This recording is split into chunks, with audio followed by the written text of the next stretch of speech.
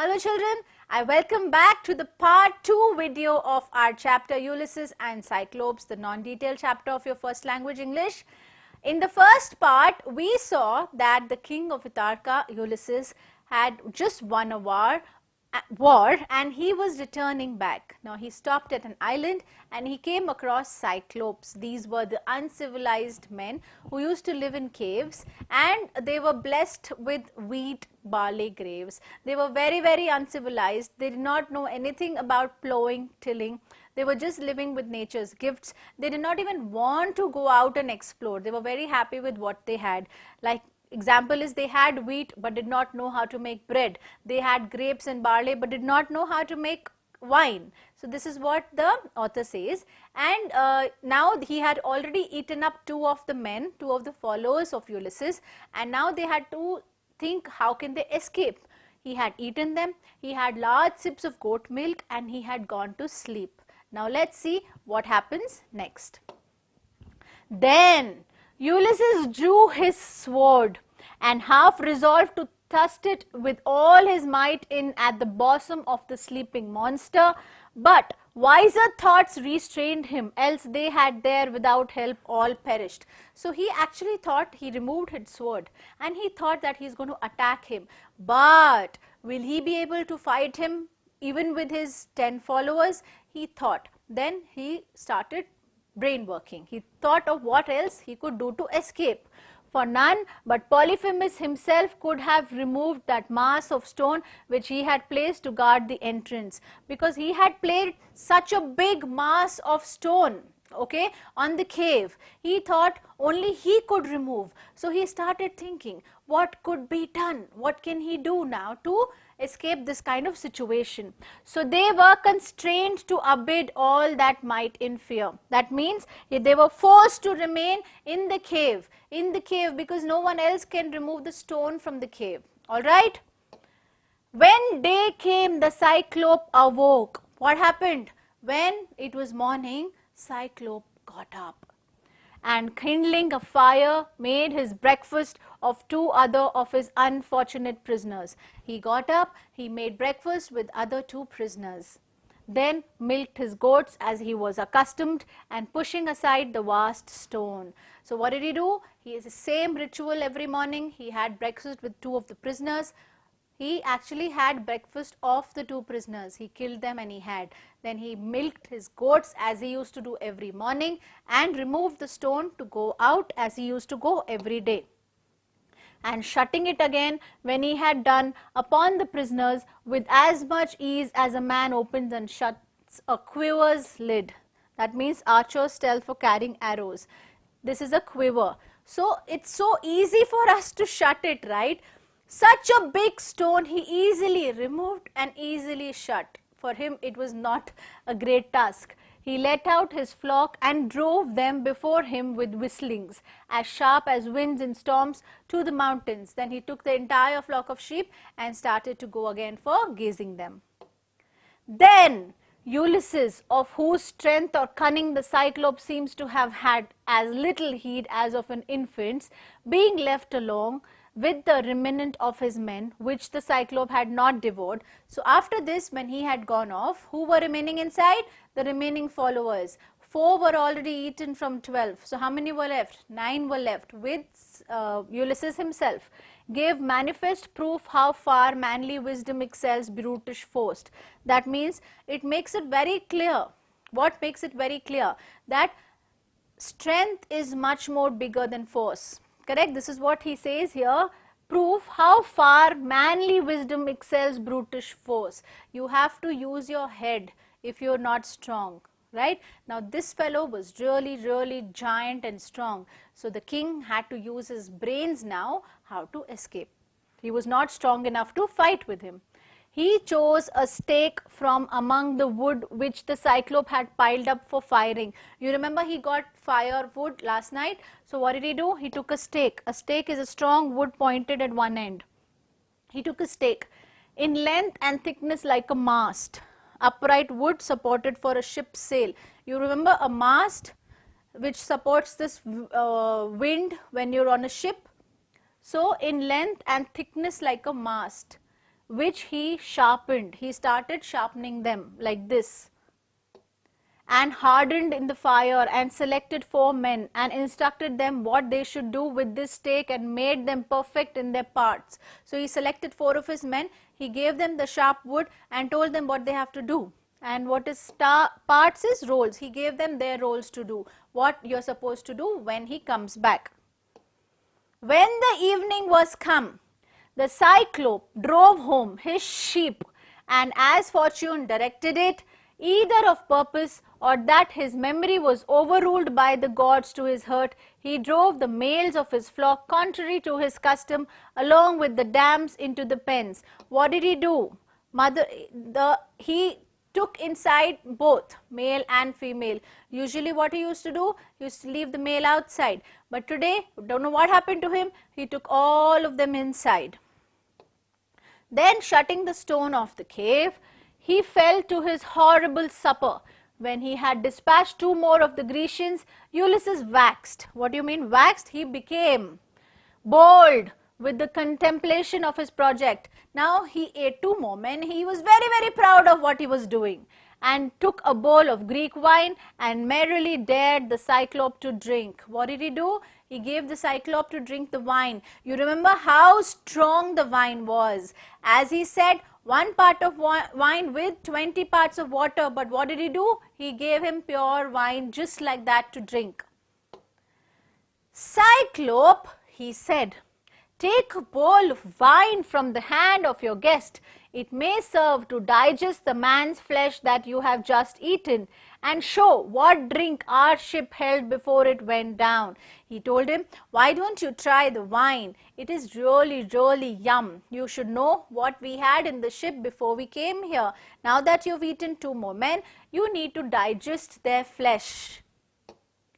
All I ask in recompense. What is recompense? That means a reward. When you're giving something to someone precious, you ask them for something in return, right? If you find it good, is to be dismissed in a whole skin. That means unharmed. You should let me go unharmed. Truly, you must look to have few visitors. If you observe this new custom of eating your guests, if you eat your guests like this, you won't have new people. The brute took and drank and vehemently enjoyed the taste of wine. That means he found it really, really tasty, which was new to him, and swilled. What is swilled? Drank in large quantities. You remember how he was having goat milk? Like that he was having wine also, which was very, very strong. And entreated for more, and he wanted more. He asked for more and prayed Ulysses to tell him his name. And then he told Ulysses, tell me what's your name, tell me what's your name, that he might bestow a gift upon the man who had given him such brave liquor. Then he said, you tell me your name so I can gift you something. You have given me such a yummy liquor, I will also give you something in return, so tell me your name. The Cyclope, he said, had grapes, but this rich juice, he swore, was simply divine. Cyclops said, I have had grapes all my life, but I didn't know that grapes could be like this too. He didn't know that, and he was really happy having that, and he called it simply divine. Again, Ulysses plied him with the wine. Ulysses again gave him wine, offered repeatedly. He kept giving him wine. And the fool drank it as fast as he poured it out. What did he do? He didn't know what was the reaction of it. So he kept having as soon as he kept giving him. And again he asked the name of his benefactor, which Ulysses cunningly dissembling said. Cunningly. Cunningly is cleverly. What did he do? Did he tell his original name? No. Dissembling means hiding. He was cunningly hiding his name, and he told him, my name is No Man. My kindred and friends in my own country call me No Man. Then said the Cyclope, this is the kindness I will show thee, No Man. I will eat the last of all thy friends. What will I do? I will eat all your friends. This is the kindness I will show to you. What name did he give? He told him, my name is No Man. He had scarce expressed his savage kindness when the fumes of the strong wine overcame him. Now the wine was creating the effect, and he was not able to think properly. and he reeled down upon the floor and sank into a deep sleep. He just crashed out down and went into deep sleep. Ulysses watched his time while the monster lay insensible. Lay insensible is slept unaware. After you have so much of alcohol, you have no clue what's happening. He was just lying down asleep. And heartening up his men, they placed the sharp end of the stake in the fire till it was heated red hot. What did they do? They placed the sharp end of the rods that they had made in the fire, and it became red hot. And some god gave them a courage beyond that which they were used to have. What happens at the situations like tense? You have little more power from God. You feel little more stronger. And the 4 men with difficulty bored the sharp end of the huge stake which they had heated red hot right into the eye of the drunken cannibal. What did they do? They took that rod and put it inside the eye of the cannibal. Cannibal is a man-eater. What is a man-eater? It's called cannibal. So these 4 men put that red hot thing inside the eye of the giant monster, cannibal. He, waking, roared with the pain so loud that all the cavern, what is cavern? The cave, broke into claps, loud explosive noise. What is claps? Loud, big noises. He was hurrying himself so much, he was going from this end to that end, the entire cave broke down like a thunder. They fled and dispersed into corners. All of them went out. Okay, fled is flew. Flew, past tense is fled. He plucked the burning stake from his eye. He plucked the burning stake from his eye and hurled the wood madly about the cave. And he kept going here and there in the cave. Then he cried out with a mighty voice for his brethren, the Cyclopes that dwelt hard by in caverns upon hills. Hard by means close by. Then he started screaming and howling in pain, and he started calling all the Cyclopes which were close by. They, hearing the terrible shout, came flocking from all parts to inquire what ailed Polyphemus. What happened to him? All of them came close to Polyphemus and asked him, what happened? What happened to you? Why are you screaming like that? And what cause he had for making such horrid clamors. What are clamors? Loud, confused noises. Why is he making these kind of noises? Everyone would getting confused and worried.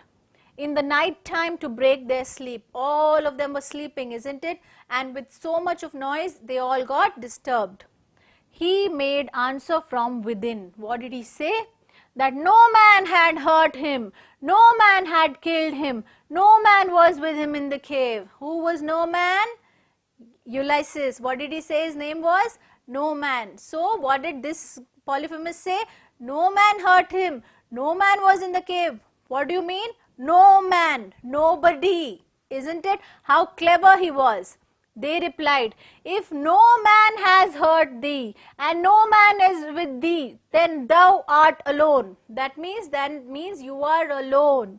And the evil which affects thee is from the hand of heaven, which none can resist or help. If there is no one around you, you are alone, that means some evil which has casted a spell. We can't do anything about it here.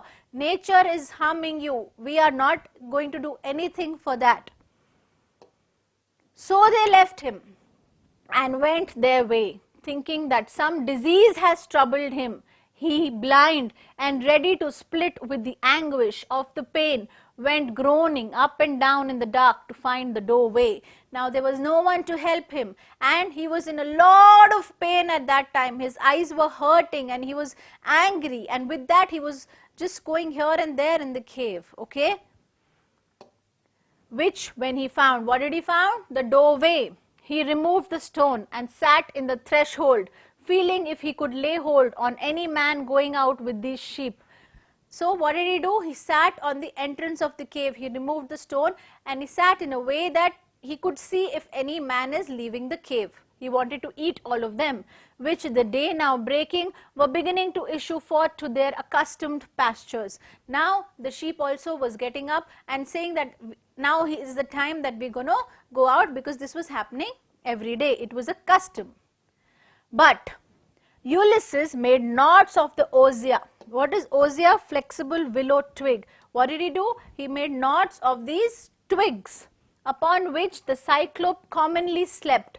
Where Cyclope commonly slept, it was like a bed for him, with which he tied the fattest and fleecest of the rams together. And with these he tied the rams, the blanket of the sheep skin. 3 in a rank, and under the middle ram he tied a man and himself last. So what did he do? He tied the sheepskin on top, and below that was a man. Wrapping himself fast with both his hands in the rich wool of one, the fairest of the flock, and now the sheep began to issue forth very fast. As they passed, he felt the back of those fleecy woods. Now they were under the sheep skin, so he wouldn't know whether a man is going or a sheep is going. So when they were going out fast, he would feel all of them to see if a man is going. But what did they have on top? They had the sheep skin. So he didn't know who went out, man or the sheep. Never dreaming that they carried his enemies under them. So they passed on till the last ram came loaded with his wool and Ulysses together. So below them was Ulysses and their men. They also passed out with the sheep. He stopped that ram and felt him, and had his hand once in the hair of Ulysses, yet know it or not. He actually felt him also. There was Ulysses under it, but couldn't feel anything. When Ulysses found himself free, he let go his hold and assisted in disengaging his friends. That means setting free. He set all his friends free. The rams which had befriended them, they carried off with them to the ships where they companions. So all those rams, all those sheep, they carried with them as companions in the ship. With tears in their eyes received them as men escaped from death. They piled their oars with which you row the boat, and set their sails, and when they were got as far from the shore as a voice could reach, then they had a tear in their eye. They were sad that they had lost so many of their friends, but then they were free also. They took all of them and set themselves free, so that no voice could reach them. Ulysses cried out to the Cyclope, Cyclope, thou should not have so much abused thy monstrous strength as to eat the guests. You should not misuse, as you know, you have guests at your house and you are eating them up. You should not misuse your strength like that. It's not nice. He screamed. The Cyclope heard and came forth enraged, and in his anger he plucked a fragment of a rock and threw it with blind fury at the ships. It narrowly escaped lightning upon the bark in which Ulysses sat. So he got up, he got angry, he took a rock, but he did not know where he is throwing because his eye was still harmed, right? So it just missed the ship. But with the fall, it raised so fierce an ebb as bore back the ship till it almost touched the shore. Cyclope, said Ulysses, if any ask thee who imposed on thee that unsightly blemish in thine eye, say it was Ulysses. What is unsightly blemish? It is defect of blindness. So he told him, if anyone asks you who made you blind, very proudly say it was Ulysses. I want you to remember this, that I have done to you. Son of, who was Ulysses? Son of Laertes, the king of Ithaca, and I called the vaster of cities. What does he call it? The destroyer of cities. Then they crowded sail and beat the old sea and went forth with a forward gale. And after this, they again set off to their journey. Here we finished this adventurous chapter. Let's start solving the questions. Question number 5. How strong was the Greek wine? Can you describe that? The Greek wine was so strong that no one ever drank it without an infusion of 20 parts of water. 1 part of wine needed 20 parts of water to 1 wine. Yet the fragrance of it even then so delicious that it would have vexed a man who smelled it to abstain from tasting it, but whoever tasted it was able to raise his courage to the height of heroic deeds.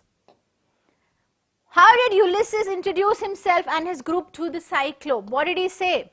Ulysses said that they came neither for plunder nor business, but were Grecians. who had lost their way, returning from Troy. He added that they acknowledged him to be mightier than them and hence prostrated themselves humbly before his feet. Question 7. What horrid response did the Cyclope give to Ulysses' request for hospitality? The Cyclope replied nothing, but gripping two of the nearest of Ulysses' followers as if they had been no more than children, he dashed their brains out against the earth and tore in pieces their limbs and devoured them, yet warm and trembling, making a lion's meal of them, lapping the blood. He did not care. He was not hospitable at all. What did he do? First thing only, he took two of the men, banged their heads and started eating them. This was how he was. Question 8. What prevented Ulysses from attacking the Cyclope with his sword? Why didn't he attack him? When the Cyclope slept among his ghosts, Ulysses wanted to draw his sword and thrust it with all his might into the bosom of the sleeping monster. But wiser thought restrained him, because he realized that he would need Polyphemus alive, as only he could have removed the mass of stone which he had placed to guard the entrance. If he killed him, who would open the door? They wouldn't be able to move the stone which he had put. Question 9. How did Ulysses prove that manly wisdom excels brutish force? Ulysses hatched a plot. That means he made a plan to incapacitate the Cyclope and escape from the cave alive. He made a plan to escape the cave alive. He chose a stake from among the wood which the Cyclope had piled up for firing in length and thickness like a mast, which he sharpened and hardened in the fire, and selected 4 men and instructed them what they should do with his stake, and made them perfect in their parts or in their roles. So he made a plan while he was away. Question 10. What gift does the Cyclope offer Ulysses in return for the wine? The Cyclope took the wine, drank it, enjoyed the taste of wine which was new to him, and prayed Ulysses to tell his name, that he might bestow a gift upon the man who had given him such a brave liquor.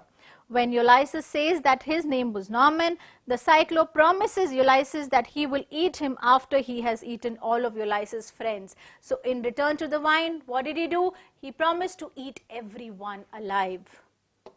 Question 11. How do the brave Greeks blind the Cyclope? Ulysses waited for some time while the Cyclope lay insensible and heartening up his men.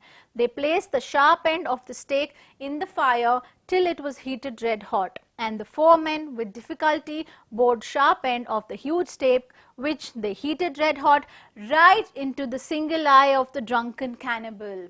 Okay, this is how they blinded the Cyclope. Why didn't the fellow Cyclope help Polyphemus when he cried out for help? When the fellow Cyclope came flocking from all parts to inquire what trooped, Polyphemus answered from within the cave that no man had hurt him, and no man with him in the cave. The other Cyclopes thought that the Polyphemus was alone in the cave and no one had hurt him but he himself. So they went away thinking that some disease was troubling him. Question 13. How did Ulysses help his men escape from the cave? What did he do? Ulysses made knots of osier twigs upon which the Cyclope commonly slept, with which he tied the fattest of the ram together, 3 in a rank, and under the middle of the ram he tied a man. Thus the man could escape from the cave along with the ram, which was moving towards its accustomed pasture. And as we know that he was blinded, Cyclope was blinded, he wouldn't be able to see it is the ram or the human walking.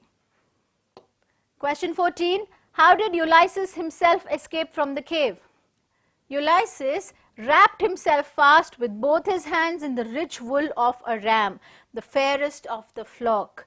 As the sheep passed the doorway of the cave, the Cyclope was sitting there at the threshold, felt the back of those fleecy wools without realizing that they carried his enemies under them. Correct? When the last ram came in with Ulysses under it, the Cyclope stopped the ram and felt it, and had his hand once in the hair of Ulysses too, but did not recognize it. Question 15. How did Ulysses introduce himself to the Cyclope at the end of the story? Ulysses introduces himself as sons of Laertes. He was called as the king of Ithaca and a waste of cities, destroyer of cities. I hope you understood the entire adventure, the Greek adventure that we went through. Let's quickly run through the summary so that you can understand it better in much more simpler words, and then read the chapter in your book once more. So Ulysses was the son of Laertes, the king of the island of Ithaca in Greece. After the Trojan War, he embarked to return home. On his way back, he reached a giant's cave which was rudely fashioned. The owner was not present in the cave. He and his men stayed there the whole day when suddenly they heard a thundering sound.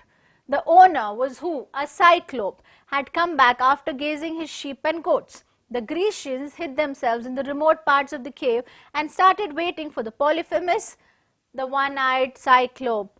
The cyclope entered the cave with all the female sheep and goats and closed the mouth of a cave with a huge big stone. Then he started refilking his flock of sheep and goats. During this, he saw some of the Ulysses men hiding in the cave. He took hold of two of them, smashed their heads and ate them up, since he was a cannibal. Cannibal is a man-eater. Then he went to sleep. Ulysses wanted to kill him at that moment, but realized that the stone was too huge to be moved by any of his men. The next day, Polyphemus again went out with his sheep and closed the mouth of the cave with the stone. Ulysses took advantage of this time and made some preparations to tackle this cyclope. In the evening, when Polyphemus came back, he served him wine, which he enjoyed. But soon the wine had its effect, and the giant reeled on the floor and sank into deep sleep. Ulysses was waiting for this time, because at this time the big giant also was weak and he could not think straight. He, with the help of his foremen, blinded the monster with a burning stake.